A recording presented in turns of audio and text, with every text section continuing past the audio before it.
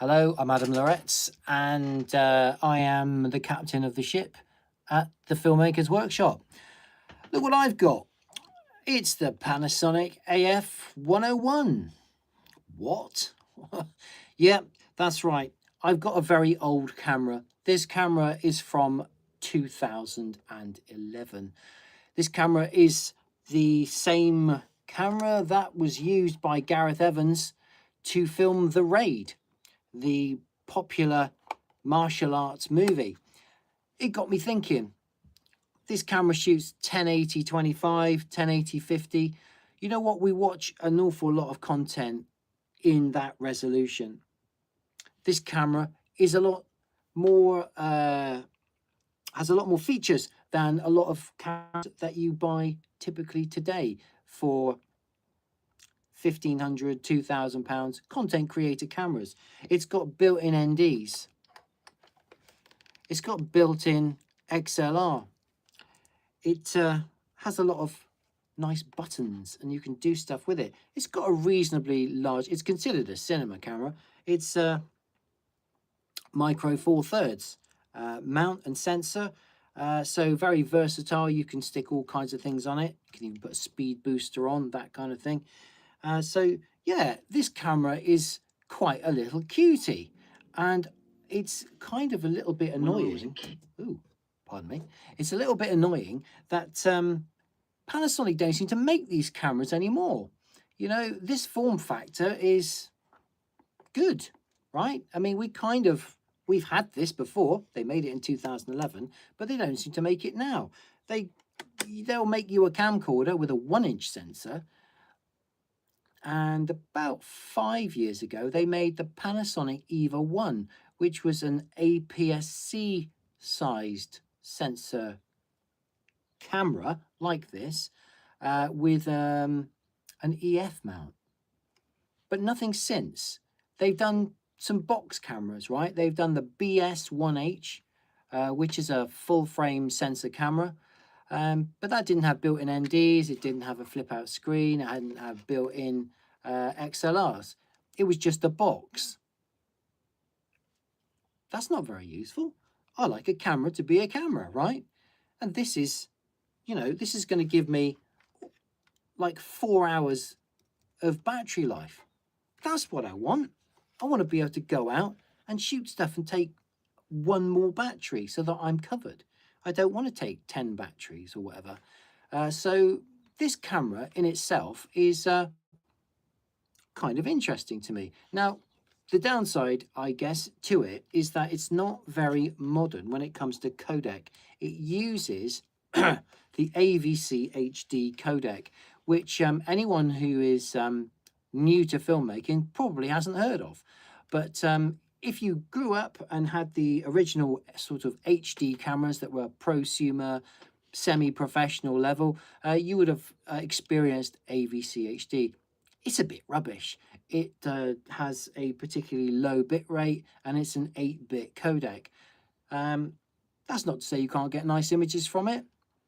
You can, but it's not very good for grading. It's 8-bit, so it's millions of colors, not billions. It has a file structure which is a bit crap.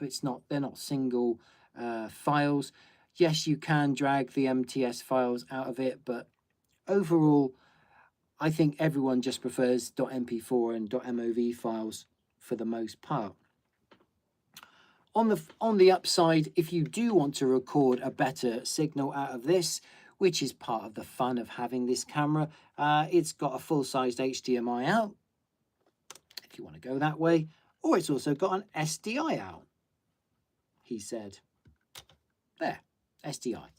So that's nice. So technically, you can do quite a lot with this. Oh, and it's got an eyepiece as well. Look at that, a big old...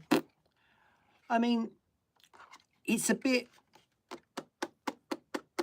plasticky, but on the other hand, I think it's quite all right. It's a camcorder, right? A camcorder. It is a cinema camera. It's not a camcorder, but it's somewhere between a kind of camcorder and a professional the Panasonic have got the VariCam range, right? So they didn't want this to steamroller at, I think, probably 4 or 5 grand when this first came out. They didn't want this to steamroller over their 15 and 20 or 50 grand cameras. So they weren't going to go putting some very, very high bitrate codec in it. Apparently, the sensor in this Panasonic AF101 is the same as the GH2, which got properly modded. It was considered to be one of the first kind of breakout mirrorless cameras, not only because of the time it came out, because there was barely anything else around, but then it got hacked and people could, you could film at a much higher data rate, and the images out of it were at the time pretty damn amazing. There was no such hack for this camera, because it would be great, you know, if you could hack this camera and squeeze out the same kind of bit rate that they had in the GH2. But like I said, it's got SDI out and HDMI out. I have recorded in those, using those outputs, using a Ninja, and it's perfectly fine. The 8-bit stuff looks all right too. I think for a lot of content where it's not necessary, you know, like 10-bit isn't the be-all and end-all. Ultimately, tell a good story, make sure that you're lit, make sure that you sound good. Those are the key things really that you want. So, you know, ultimately, what have I done with this camera? I can tell you, I've done a box up on the channel. Have a look at that.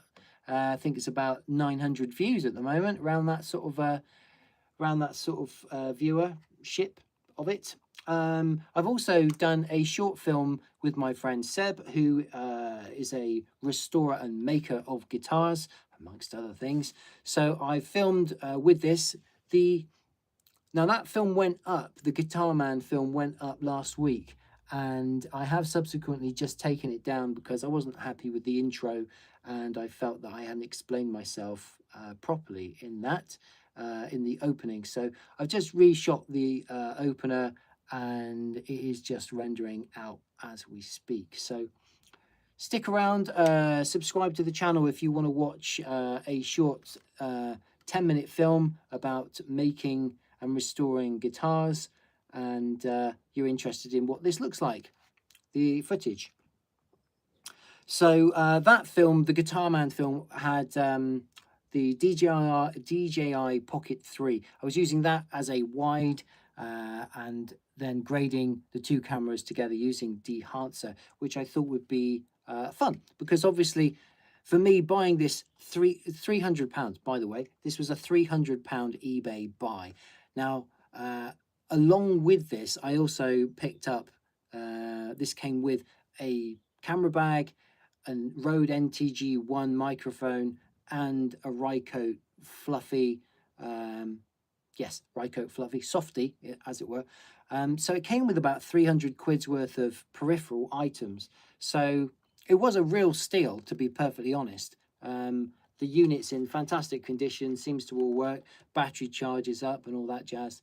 The key thing about buying this camera was, can it fit in with my current range of cameras? A full frame Lumix S1H, S5 Mark II, Micro Four Thirds GH6, Pocket 3, 1-inch sensor, or my iPhone 15 Pro. So what I've done is I have been doing some tests, some side-by-sides, and ultimately just seeing whether or not this really should be part of my little arsenal of cameras.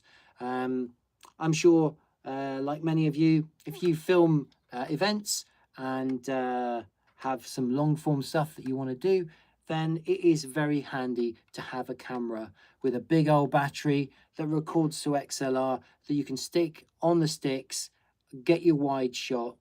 You know, this could be really, really useful in that regard. you know, and when you only want to shoot 1080p, if you had to take something that can shoot all day, that is versatile, you know, this could be it.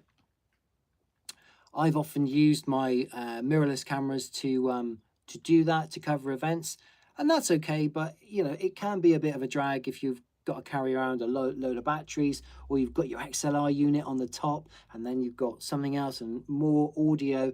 Whereas, you know, this form factor it's a proper camera form factor, right? If it was really, really bright, I can stick my eye on the eyepiece. It doesn't matter if this little screen isn't 1,000 or 1,500 nits brightness. Sorry, I've got hiccups now. It's definitely lunchtime. You know, this is a proper camera, right? So you can get some good ergonomically. You can set it up to record and make some great images. So yeah, that's what this live's been about. It's been about the Panasonic AF101, the camera that was used to film the raid. That film kind of piqued my attention of this camera, and I do remember in 2011 just the DSLR kind of like revolution starting. I had a Canon T2i, or 550D as it was known in the UK. Absolutely loved it, but I kind of yearned to own a camera like this. My good friend Philip Bloom made a film using this in Japan somewhere. That looks really good. So if you are interested in this and want to take a look at the other kinds of films, obviously you can watch The Raid, but if you want to watch something for no money, a good example of this, then check out Philip Bloom's film on the AF101. Yeah, so I wanted this camera when it came out, and at the time I didn't have the money, and now 15 years later, 300 quid is not an awful lot really, so I thought, let's go for it. And do you know what, so far this has been kind of fun. It's enjoyable, right? And with all this AI stuff and a lot of nonsense talked about, you know, fake imagery and whatever, why not grab a camera? It doesn't always have to cost the earth, you know, 300 quid to start off as a filmmaker. Blimey, that's, you know, you could spend more money just on your set of mics, to be honest. I think the quality of image out of this is pretty darn decent. And stick around and subscribe to the channel if you want to see a bit more of the tests and everything else I'm going to do with this. Right, that's it for this one. Have a great day, and I look forward to catching up with you on the next video. Right.